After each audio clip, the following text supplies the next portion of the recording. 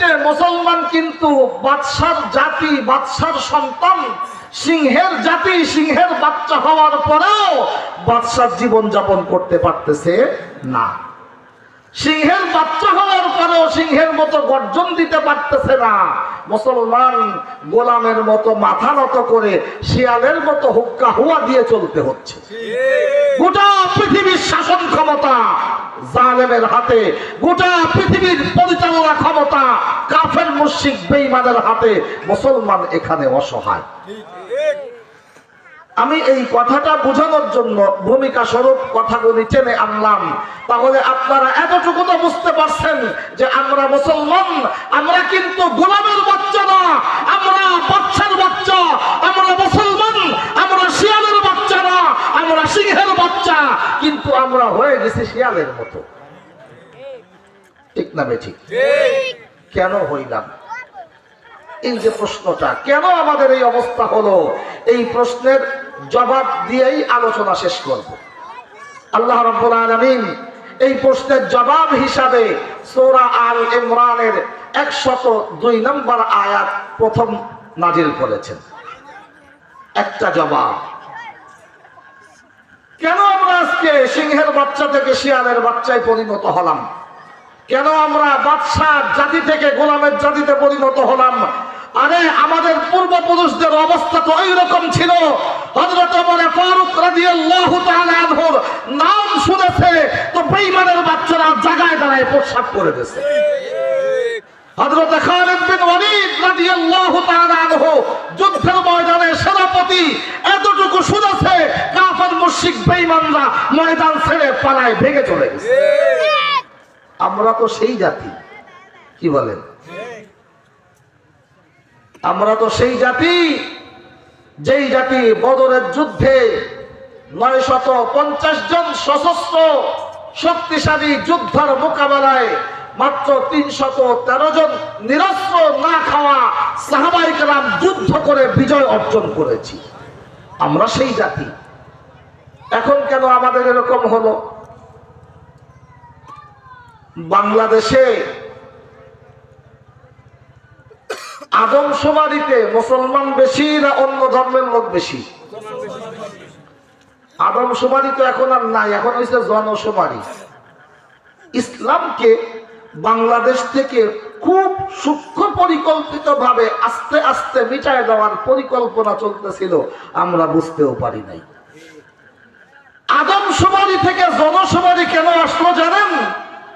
আদমশুমারি যখনই বলবেন তখন আল্লাহর পয়গম্বর আদম আলাইহিস সালাতু ওয়াস সালামের নাম চলে আসবে। কেন এই নামটা থাকবে? এটাকে বাদ দিতে হবে। এই জায়গায় কোন নবীর নাম থাকবে না। এই জায়গার মধ্যে এমন একটা শব্দ ব্যবহার করতে হবে যে নবীর নাম যেন এখান থেকে বিলুপ্ত হয়ে যায়। এজন্য আদমশুমারি উঠায় দিয়ে জনশুমারি করেছে। কথা কয় না? অথচ সিম্পল একটা সাধারণ জিনিস, কেউ এটা নিয়ে মাথাও ঘামাবে না, কিন্তু এটার মধ্যে একটা সূক্ষ্ম পরিকল্পনা আছে। আদম বললে তো আদম নবীর নাম চলে আসে, এখানে আদম থাকবে না, থাকবে জনসমাজ। এরকম অনেক কিছু অল্প অল্প করে বাংলাদেশ থেকে একেবারে ইসলামকে মিটায় দেওয়ার একটা পরিকল্পনা এজেন্ডা নিয়ে এই সমস্ত দুশমনরা মাঠে নেমেছিল। আল্লাহ রাব্বুল আলামিন সাথ দেন, কিন্তু সর্বশেষ ছেড়ে দেন না। ও দোস্ত, বলতেছিলাম কেন আমাদের এই পরিণতি হলো। এজন্য আল্লাহ রাব্বুল আলামিন সূরা আল ইমরানের 102 নম্বর আয়াতে কারিমার মধ্যে বর্ণনা করেন, ইয়া আইয়ুহাল্লাযীনা আমানু ইত্তাকুল্লাহ হাক্কা তুকাতিহি ওয়া লা তামুতুন্না ইল্লা ওয়া আনতুম মুসলিমুন। আল্লাহর জমিনে বেঈমানদের বিরুদ্ধে বিজয় অর্জন করার এইটা হলো মুসলমানের প্রথম শক্তি, প্রথম শক্তি, প্রধান শক্তি। ও দোস্ত, মনে রাখতে হবে ইতিহাস। বদরের যুদ্ধ থেকে শুরু করে হুনাইনের যুদ্ধ পর্যন্ত হুনাইন থেকে শুরু করে তাবুক যুদ্ধ পর্যন্ত কোন একটা যুদ্ধে মুসলমান কিন্তু ব্যক্তিগত অস্ত্র শস্ত্র জনশক্তির বলে দুনিয়ার মধ্যে বিজয় অর্জন করে নাই। মুসলমান বিজয় অর্জন করেছে আল্লাহ রাব্বুল আলামিনের সাহায্যের মাধ্যমে। যেখানে আল্লাহ সাহায্য করেছে সেখানে মুসলমান বিজয় হয়েছে, যেখানে আল্লাহ সাহায্য করে নাই সেখানে মুসলমান পরাজিত হয়েছে। মুসলমানের বিজয়ের পিছনে মূল কারণ ছিল আল্লাহর সাহায্য। মুসলমানের বিজয় অর্জনের পিছনে কিন্তু কোন বাহ্যিক শক্তি কারণ ছিল না। এজন্য দুনিয়ার মধ্যে মুসলমান যদি বিজয় অর্জন করতে চায়, প্রথম নম্বর শর্ত হলো, প্রথম শক্তি হলো মুসলমানের সাথে আল্লাহর সম্পর্ক তৈরি করতে হবে। কারণ বিজয় দিবেন কে? আল্লাহ। বিজয় দেওয়ার মালিক তো আল্লাহ। সুতরাং সম্পর্ক যদি আল্লাহর সঙ্গে না থাকে তাহলে বিজয় কেমনে হবে? এজন্য আল্লাহ বলেন, ইয়া আইয়ুহাল্লাযীনা আমানু, হে ঈমানদার, ইত্তাকুল্লাহ, তোমরা আল্লাহ রাব্বুল আলামিনকে ভয় করো। আল্লাহ রাব্বুল আলামিনকে ভয় করো, এই কথার ব্যাখ্যা হলো, হে ঈমানদার, তোমরা তোমাদের মালিক আল্লাহ রাব্বুল আলামিনের সঙ্গে সম্পর্ক তৈরি করো। ইত্তাকুল্লাহ, আল্লাহকে ভয় করো, তাকওয়া অবলম্বন করো। তাকওয়ার তিনটা স্তর আছে। কয়টা স্তর? আপনাদের বুঝতে কষ্ট হচ্ছে না তো? একটু দোস্ত ধৈর্য ধরে কথাগুলা বোঝার চেষ্টা করেন। আশা করি আমরা আমাদের দুর্বল এবং দুর্বলতার কারণগুলা খুঁজে বের করতে পারবো। তাকওয়ার কয়টা স্তর বললাম? তিনটা স্তর। আল্লাহর সাথে সম্পর্কের তিনটা স্তর। প্রথম নম্বর স্তর, প্রাথমিক স্তর হলো ইত্তিকাউল কুফর বিল ঈমান। একজন কাফের বেঈমান সে ঈমানের কালিমা জবানে উচ্চারণ করে কুফরিকে ছেড়ে দিয়ে কেবলমাত্র ঈমানদার হইল, মুসলমান হইল। হওয়ার পরে এ তাকওয়ার প্রাথমিক স্তর অর্জন করলো। কথা বোঝাইতে পারি নাই? একজন মানুষ কাফের ছিল, বেঈমান ছিল, 5 মিনিট আগে সে দাওয়াত কবুল করে কালিমা পড়ে ঈমানদার হলো। 5 মিনিট আগে সে ছিল বেঈমান, 5 মিনিট পরে সে কি হলো? ঈমানদার। এইটা হলো, এই ব্যক্তিও মুত্তাকি, কিন্তু এ হলো নিতান্ত প্রাথমিক স্তরের মুত্তাকি। কেবলমাত্র সদস্য ফরম পূরণ করে ইসলামের সদস্য হয়েছে, এখনো পর্যন্ত ইসলাম সম্পর্কে কিছু জানে না। কথা বোঝাইতে পারছি কিনা?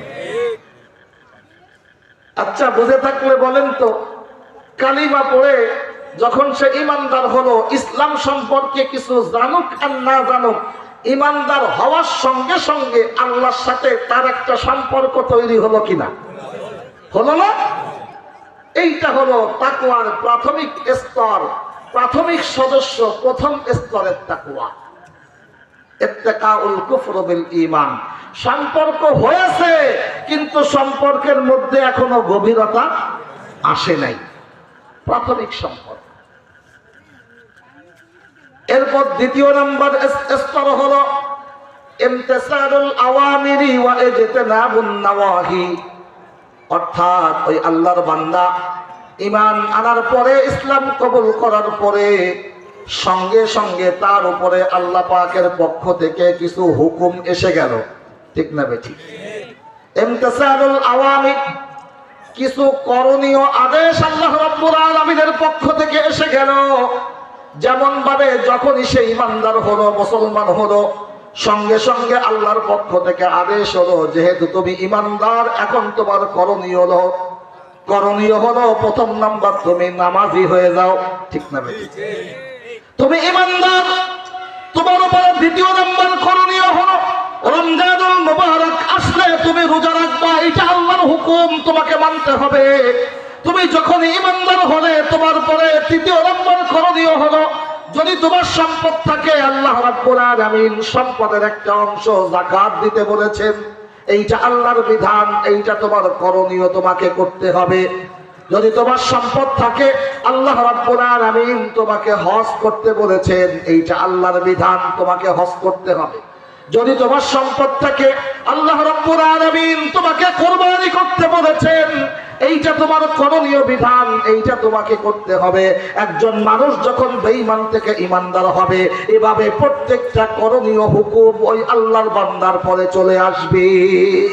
ঠিক না বেঠি? এগুলো তাকে করতে হবে। এটা হলো ইমতিসালুল আওয়ামির। আর ইজতিনাবুন নাওয়াহি কি? যখনই সে ঈমানদার হবে, তারপরে কিছু কাজ এমন যেটা আল্লাহ করতে নিষেধ করেছেন, করা যাবে না, এই কাজগুলো ছেড়ে দিতে হবে। আল্লাহ রাব্বুল আলামিন নিষেধ করেছেন, বান্দা তুমি আজকের থেকে ঈমানদার, তুমি আজকের থেকে আমার বান্দা, আমার সঙ্গে তোমার সম্পর্ক তৈরি হলো, সুতরাং আজকের থেকে তোমার নিষিদ্ধ কাজ হলো, আমি আল্লাহ রাব্বুল আলামিন তোমাকে সুদ খাইতে নিষেধ করছি। সুদ খাওয়া যাবে না, কথা কয় না? এটা আল্লাহর বিধান কিনা? সুদ খাওয়া যাবে না, এটা আমার বিধান, তোমাকে পালন করতে হবে। লা তাকুলুর রিবা আদআফাম মুদাআফা, আল্লাহর বিধান। ওয়ালা তাকুলু আমওয়ালাকুম বাইনাকুম বিল বাতিলি। ও বান্দা, আমার বিধান হলো তুমি ঈমানদার হয়েছো, আজকের থেকে ঘুষ খাওয়া যাবে না, কারো সম্পদ অন্যায়ভাবে দখল করা যাবে না, জুলুম করা যাবে না, নিজের ক্ষমতা থাকলে ক্ষমতা ব্যবহার করে অন্যের সম্পদ খাওয়া যাবে না। কার বিধান? আল্লাহর বিধান। মানুষকে কষ্ট দেওয়া যাবে না, এটা আল্লাহর বিধান। মানুষের পরে জুলুম করা যাবে না, আল্লাহর বিধান। চুরি করা যাবে না, আল্লাহর বিধান। ডাকাতি করা যাবে না, আল্লাহর বিধান। জেনা করা যাবে না, আল্লাহর বিধান। মানুষকে হত্যা করা যাবে না, আল্লাহর বিধান। এইভাবে কিছু নিষেধ তার উপরে চলে আসবে। ওই আল্লাহর বান্দা যখন করণীয় কাজগুলা একটা একটা করে করতে থাকবে, নিষিদ্ধ কাজগুলাকে একটা একটা করে বর্জন করতে থাকবে, তখন ওই আল্লাহর বান্দার সাথে অল্প অল্প করে আল্লাহর সম্পর্কের গভীরতা তৈরি হবে। একটা সময় প্রাথমিক স্তর থেকে ওই আল্লাহর বান্দা তাকওয়ার দ্বিতীয় স্তরে উঠে যাবে। বুঝাইতে পারছি কিনা? যখন নামাজ পড়তে শুরু করবে, তখন তার সঙ্গে আল্লাহর সম্পর্ক তৈরি হবে কিনা, গভীরতা আসবে কিনা। যখন রোজা রাখতে শুরু করবে, তখন সে আল্লাহর কাছাকাছি যাইতে শুরু করবে কিনা। যখন হজ করতে শুরু করবে, বাইতুল্লাহ গিয়ে লব্বাইক আল্লাহুম্মা লব্বাইক যখন দিল থেকে মুহাব্বতের সাথে বলতে শুরু করবে, তো আল্লাহ আসমান থেকে তার লব্বাইকে জবাব দিতে শুরু করবে। সুবহানাল্লাহ। সম্পর্ক গভীর হলো কিনা। যখন বান্দা নামাজের মধ্যে দাঁড়ায়, আল্লাহর কুদরতি কদমের মধ্যে সিজদা দিয়ে নিজের অভাব অনটন অভিযোগের কথা আল্লাহর কাছে জানাইতে থাকবে, তো আল্লাহ বলবে, বান্দা তুই যখন আমার দরবারে আসছিস, আমি আল্লাহ তোর সমস্ত সমস্যার সমাধান করে দেব। সম্পর্কের গভীরতা আসবে কিনা। যখন বান্দা কষ্ট করে অন্যায়গুলোকে ছেড়ে দিবে, আল্লাহ যখন দেখবে আমার বান্দাকে যা যা করতে নিষেধ করেছি সব নিষিদ্ধ কাজগুলো ছেড়ে দিল, তখন আল্লাহর সাথে সম্পর্কের গভীরতা তৈরি হবে কিনা। ও দোস্ত, এভাবে আস্তে আস্তে তাকওয়ার দ্বিতীয় স্তরে উন্নতি হবে। আগে প্রাথমিক সদস্য ছিল, এখন শুধু আর প্রাথমিক সদস্য নাই, বরং প্রাথমিক সদস্যের জায়গা থেকে আরো সামনে অগ্রসর হয়ে ওই আল্লাহর বান্দা আল্লাহর প্রিয় বান্দা হয়ে গেছে, আল্লাহর বন্ধুতে রূপান্তরিত হয়ে গেছে। এইটা হলো দ্বিতীয় নাম্বার স্তর। আর তৃতীয় নাম্বার স্তর হলো ইত্তিকাউ মা ইয়াশকুরু আনিল্লাহ। ওই বান্দা জীবনটাকে এমন বানায় দেওয়া, 24টা ঘন্টা 24 আওয়ার, একটা মিনিট একটা সেকেন্ড তো তার জীবন থেকে এমন যায় না যেই সময়টা সে আল্লাহকে ভুলে যায়।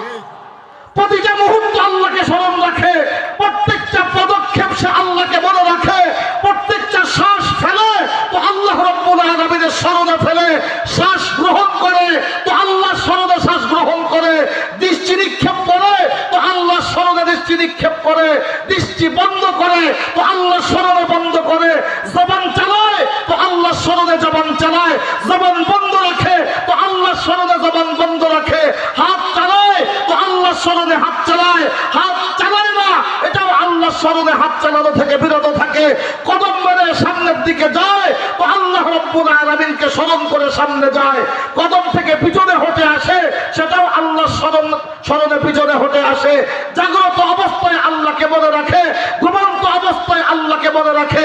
24টা ঘন্টা তার দিনের মধ্যে যখন আল্লাহ ছাড়া আর কিছু থাকে না, এই অবস্থা যখন বান্দা তৈরি হয়, ওই বান্দা জমিনের পরে বসে যখন আল্লাহকে আল্লাহ বলে ডাক দেয়, আল্লাহ আরশে আজিমের পরে বসে ওই বান্দার ডাকে সঙ্গে সঙ্গে সাড়া দেয়। বুঝে থাকলে বলেন, আল্লাহর সাথে যদি এই রকম সম্পর্ক তৈরি করে 10 জন মানুষ ময়দানের মধ্যে 10 লক্ষ বেঈমানের মোকাবেলা করার জন্য নেমে যায়, তাহলে ওই 10 জন মানুষের সঙ্গে স্বয়ং আল্লাহ এসে যায়, আর আল্লাহ যেই 10 জনের সঙ্গে থাকে 10 লক্ষকে পরাজিত করে ওই 10 জনের বিজয় আল্লাহ দিয়ে দেয়। এখন বলেন, আমরা দুনিয়ার মধ্যে যে পরাজিত হইতেছি, আমরা দুনিয়ার মধ্যে বাদশাহ জাতি থেকে গোলামের জাতিতে রূপান্তরিত হয়েছি, আমরা দুনিয়াতে সিংহের বাচ্চা থেকে শিয়ালের বাচ্চায় পরিণত হয়েছি, এর প্রথম নাম্বার কারণ হলো যার কারণে আমরা বাদশাহ, আমরা তাকে ভুলে গেছি। যে আমাকে সিংহের বাচ্চা বানাইছে আমরা তাকে ভুলে গেছি, এজন্য আল্লাহ আমাদেরকে শিয়ালের বাচ্চা বানায় দিয়েছে। বুঝাইতে পারছি? তাহলে কেন আমরা